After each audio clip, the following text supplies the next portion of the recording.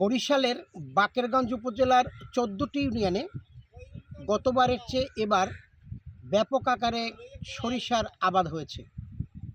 কৃষি সম্প্রসারণ অধিদপ্তর সূত্রে জানা গেছে, গতবারের চেয়ে এবারে কৃষকদের সকল প্রকার সুযোগ সুবিধা দিয়েছে কৃষি অধিদপ্তর।